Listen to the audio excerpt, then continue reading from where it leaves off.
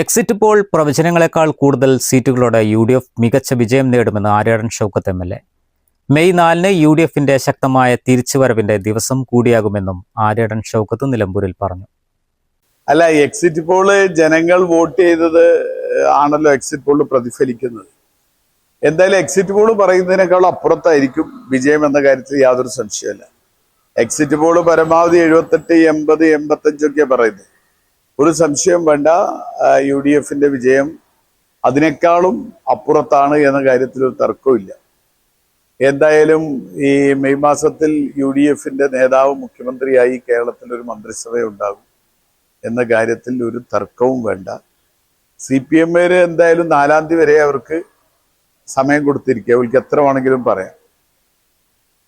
4-ാം തീയതി കിട്ടുന്ന വിവരം UDF വലിയ ഭൂരിപക്ഷത്തോടു കൂടി ഒരു ചരിത്ര വിജയത്തോടു കൂടി അധികാരത്തിൽ.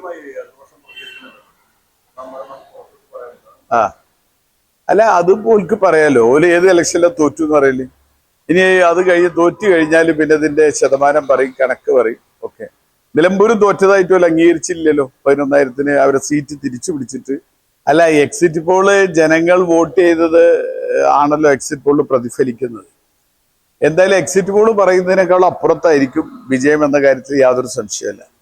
എക്സിറ്റ് പോള് പരമാവധി 78, 80, 85 ഒക്കെ പറയുന്നത്.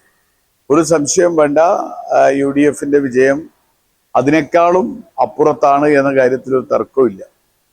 എന്തായാലും ഈ മെയ് മാസത്തിൽ UDFന്റെ നേതാവ് മുഖ്യമന്ത്രിയായി കേരളത്തിൽ ഒരു മന്ത്രിസഭ ഉണ്ടാകും എന്ന കാര്യത്തിൽ ഒരു തർക്കവും വേണ്ട.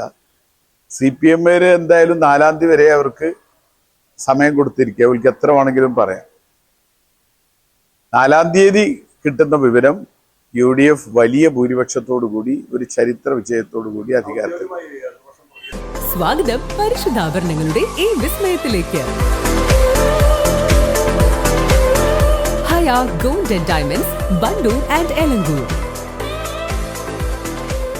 സാറ ഗോൾഡ് അവതരിപ്പിക്കുന്ന സ്വർണ്ണ സമ്പാദ്യ പദ്ധതിയിൽ അംഗമാകൂ. സ്വർണ്ണാഭരണങ്ങൾക്കൊപ്പം കൈനിറിയ സമ്മാനങ്ങൾ നേടൂ. കൂടുതൽ വിവരങ്ങൾക്ക് ഇപ്പോൾ തന്നെ മിസ്ഡ് കോൾ ചെയ്യൂ 7012 945 198.